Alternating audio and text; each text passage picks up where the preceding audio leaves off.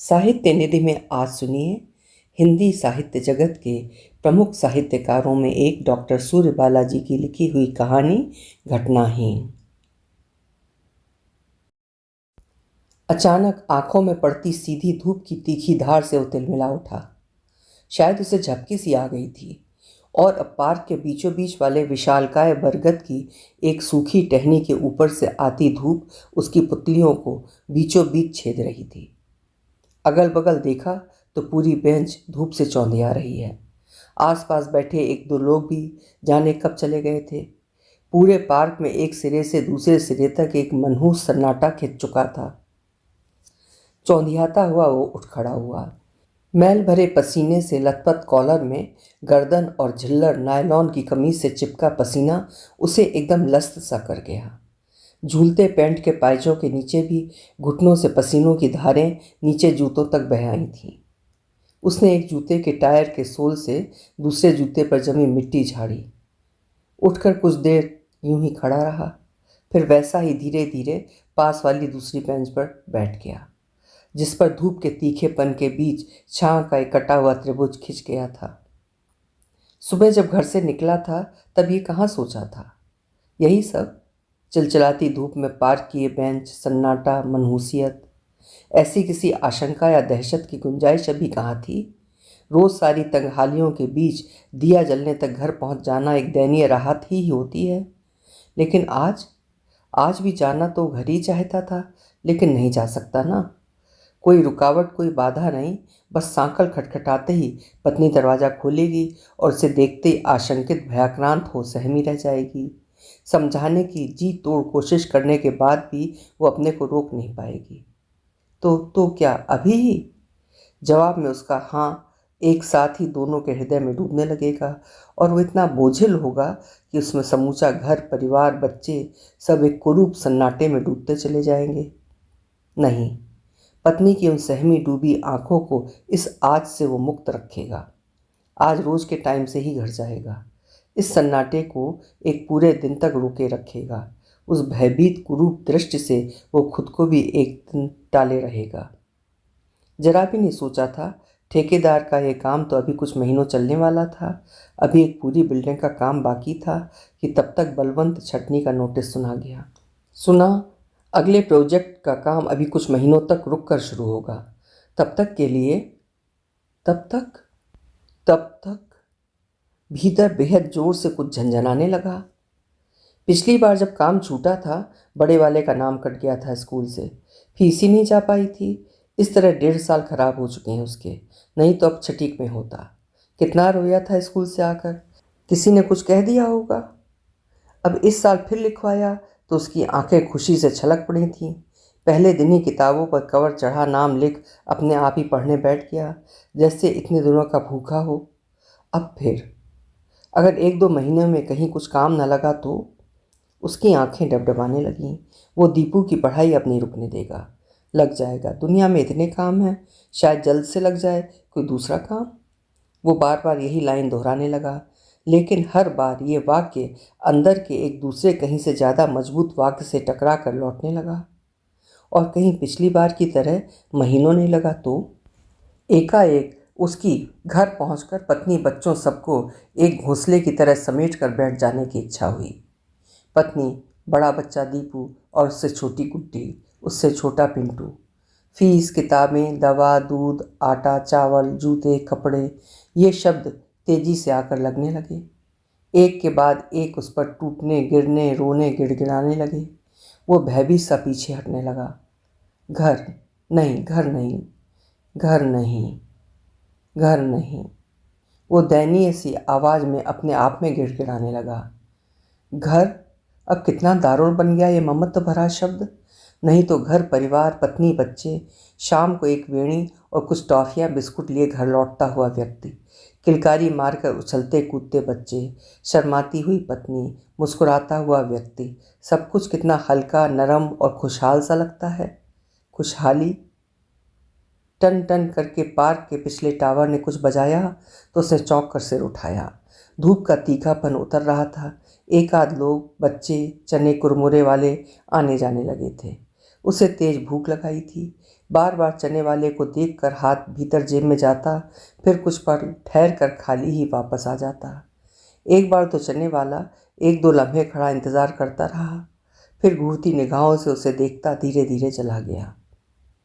भूख बर्दाश्त ना हुई तो वो उठकर पनवाड़ी की दुकान तक चला बीड़ी लाने। एक कश खींच कर ही कुछ राहत मिली।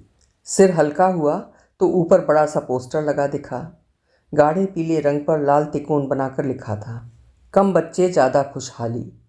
वो यूं ही खड़ा खड़ा 1-2 कश मारता उन हरफों को बार बार पढ़ता रहा। घड़ी की आवाज़ पर वो फिर चौंका। 3:30 बज रहे थे। इसका मतलब अभी 1 घंटा और इसी तरह पार्क की बेंच पर बिताना है। वापस लौटा तो कुछ अधनंगे चीकट कपड़ों और धूसर बाल वाले लड़के बेंच पर बैठकर कुछ खिंचा खेल रहे थे। वो चुपचाप बिना कुछ कहे पार्क के पूर्वी किनारे की बेंच पर बैठ गया। बीड़ी आधी से ज़्यादा ही थी। उसने फिर धुआं छोड़ते हुए गर्दन उठाई। पनवाड़ी की दुकान का वही गाढ़ा पीला पोस्टर और उससे बड़े बड़े लाल अक्षर चमक उठे, कम बच्चे ज़्यादा खुशहाली, कम संतान सुखी इंसान। खुशहाली, सुख, खुशहाली। खुशहाली इतनी आसान चीज़ है क्या? कम बच्चे यानी कम से कम 1 नहीं 2 बस, और उसके 3, एक ही तो ज़्यादा है तो क्या? तो बस 1 कम और खुशहाली 1 कम। कौन सा? दीपू? चमकती भाव भरी आँखें, दुबला पतला सा चेहरा, मुरझाया चंपई रंग, साधारण से सिले धुले कपड़ों में भी कितना शालीन, कितना प्यारा दिखता है। बहुत दूर तक देखता सोचता था, कभी कोई जिद नहीं। अच्छा, बहुत से महान लोग निर्धन परिवार में भी तो पैदा होते हैं, तो दीपू भी तो कभी एक बहुत बड़ा महान आदमी बन सकता है ना? शायद दीपू के लिए निर्धनता ही वरदान बनकर खुशहाली ला दे। खुशहाली, लेकिन कम बच्चे ज़्यादा खुशहाली। एक भी बच्चा कम मतलब महीने भर में कम से कम 7 किलो कम अनाज, कम सब्जी, कम फीस, कम। हाँ, एक बच्चा ज़्यादा। कौन? फिर क्या गुड्डी? घुंघराली रेशमी लटें माथे पर इधर उधर बेतरतीब झूलती हुई, गुलाबी पतले होंठों से फूटती तोतली किलकारियाँ। माँ को उदास देखकर ठुमुक ठुमुक पास आ बाहों का घेरा बनाकर झूल पड़ना। फिर नहीं, गुड्डी नहीं। तीसरा पिंटू। विचार मात्र से चारों ओर बादामी अस्पताली पुर्जे, लाल कत्थई दवाओं की शीशियाँ, अस्पताली कागजों में ही बाकी टूटी फूटी टैबलेट्स सब हवा में यहाँ वहाँ तैरने लगे, और उनके बीच रह रहकर पीले निस्तेज चेहरे और लंबे हाथ पैर वाला पिंटू बटर बटर निरीह आँखों से ताकता रहा। जन्म से ही उसका शरीर पूरी तरह विकसित नहीं था। डॉक्टरों की घोषणा के अनुसार ये माँ को गर्भावस्था में पूरे पोषक तत्व न मिल पाने का परिणाम था, लेकिन साथ ही साथ डॉक्टरों ने भरोसा भी बंधाया था कि उचित मात्रा में पोषक तत्व, दवाएं और विटामिन्स के नियमित सेवन से कुछ ही वर्षों में उसका शरीर ठीक ठीक विकसित हो जाएगा। लेकिन इतनी घोषणाओं, आश्वासनों और अस्पतालों के चक्कर के सिलसिलों के बाद भी पिंटू वैसा ही था। उसकी हड्डियों के बीच से झांकती निरीह मासूम आँखें। क्या अब भी उसे विश्वास है कि वो इतनी महंगी दवाएं, फल, दूध, विटामिन्स सब खिलाकर पिंटू को पूरी तरह स्वस्थ कर लेगा? क्या इतने दिनों में कभी पूरे 1 हफ्ते भी डॉक्टरों के बताए अनुसार पिंटू की दवा दारू हो पाई है? नहीं। इस तरह पिंटू पूरी उम्र एक लुंज असहाय जिंदगी घसीटता रहेगा, और उसके साथ साथ खुद, उसकी पत्नी और बाकी दोनों बच्चों की जिंदगियां भी उसे ढोते ढोते थकती रहेंगी। कब तक? आखिर कब तक? उसे अपनी सांस घुटती सी जान पड़ने लगी।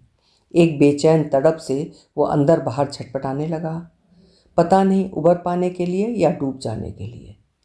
हाँ, एक बच्चा, कम अनाज, कम सब्जी, कम फीस, कम कपड़े, कम दूध। हाँ, एक बच्चा कम। दीपू? नहीं नहीं। गुड्डी? नहीं। तो फिर पिंटू? नहीं। हाँ नहीं। हाँ, शायद पिंटू ही। जैसे वो स्वयं नहीं, एक मनहूस छाया उसे हिप्नोटाइज्ड करती हुई बलात् अपने संकेत पर सोचने को बाध्य करती जा रही थी। हाँ बोलो ना, पिंटू ही ना। और वो घुटती सांसों के बीच अस्फुट स्वर में स्वीकारता जा रहा था, हाँ हाँ, तुम कहती हो तो पिंटू ही। अब वो देख रहा है, पिंटू ठीक उसकी आंखों के सामने बिस्तर पर आखिरी सांस लेते हुए धीरे धीरे समाप्त होता जा रहा है। वो तटस्थ पाषाण सा खड़ा है। पिंटू डूबता जा रहा है। वो ठूंठवत जड़ है। तभी जाने किधर से गुड्डी सारी स्थिति से अनजान पिंटू भैया करती नन्ही बाहें फैलाए उसकी ओर ढूंढती सी आ रही है। उसने घबरा कर दृष्टि हटा ली है। दूसरे कोने में दीपू निशब्द भरभराई आंखों से पिंटू को देख रहा है, अपलक। उसकी दृष्टि फिर पिंटू पर टिक गई है। फिर उसे लगा है जैसे डूबते डूबते पिंटू के सूखे मुरझाए होंठ उसे देखकर धीमे से मुस्कुराए हैं और उसकी अशक्त दुबली बाहें किसी आशा से भरी उसकी ओर उठी हैं और साथ ही डूबती हुई अंतिम मासूम दृष्टि। नहीं, उसने चौंक कर सिर उठाया। आसपास जाते आते लोग उसकी ओर अचरज भरी निगाहों से देख रहे थे। शायद वो जरा तेज चीख उठा था। उसने एक नज़र पार्क पर डाली, फिर तेज कदमों से बदहवास सा घर की ओर दौड़ चला। दरवाज़ा पत्नी ने ही खोला। झोंके के साथ अंदर घुसते हुए उसने उसी बदहवास में पूछा, पिंटू कैसा है? कैसा है पिंटू? अवाक पत्नी उसे नीचे से ऊपर तक देखकर धीमे से बोली, ठीक है, क्यों? जवाब दिए बिना वो सीधा पिंटू की खाट तक पहुंच गया। तकिए के सहारे उठंगा पिंटू हमेशा की तरह टीम के एक दो पुराने पिचके जंग लगे खिलौनों को अशक्त हाथों से इधर उधर कर खेल रहा था। उसने दोनों बाहों से उसे उठाकर गोद में उठा लिया और चुपचाप निशब्द उसके नरम बालों में हाथ फेरने लगा। पिंटू पहले कौतुक से भर पिता को देखता रहा। सर्वथा नया व्यवहार था ये। शायद अपने ज्ञान में पहली बार अपनी इच्छा से गोद में बिठा उसे दुलार रहा था। उसकी टुकराती निस्तेज आंखें पिता पर टिकी थीं। उन आंखों में सहसा विश्वास न कर पाने का अपार कौतुक था और था एक निरीह कृतज्ञता का भाव, और वो सब कुछ से बेखबर उसे चूमता सहलाता रहा। थोड़ी देर बाद पत्नी चाय का प्याला थमा गई। फिर खड़ी खड़ी ही प्याला खाली होने का इंतज़ार करती रही, जैसे उसे इसी क्षण कुछ और भी बहुत ज़रूरी कर डालना है। और तब खाली कप लेते लेते उसने खैराती अस्पताल का नया पुर्जा थमा दिया। क्या है? उसने चौंक कर पूछा। 3 नई दवाएं लिखी हैं डॉक्टर ने। लेकिन दवा तो पिछले हफ्ते ही आई थी ना? उसे बंद करने को कहा है। कह रहे थे जितना सुधार होना चाहिए नहीं हो रहा है। डॉक्टर कह रहे थे फल दूध भी ज़्यादा दीजिए वरना ऐसा ही रह जाएगा। उसने कांपते हाथों से पुर्जा थाम लिया और वापस उन्हीं जूतों को पैरों में डालकर निकल पड़ा। अचानक उसने पाया कि वो उसी पार्क की पूरब वाली सूनी बेंच पर पुर्जा हथेली में दबाए बैठा है।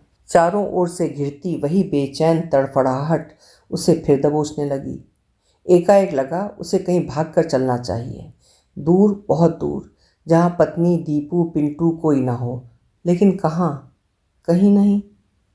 काफ़ी देर बाद तक वो उसी बेंच पर कोहनियों में माथा टिकाए रो रहा था और प्रतीक्षा कर रहा था कि कुछ देर और बीत जाए तो वो घर लौटे और पत्नी से कह सके कि ढूंढने पर भी ये दवाएं बाजार में नहीं मिली।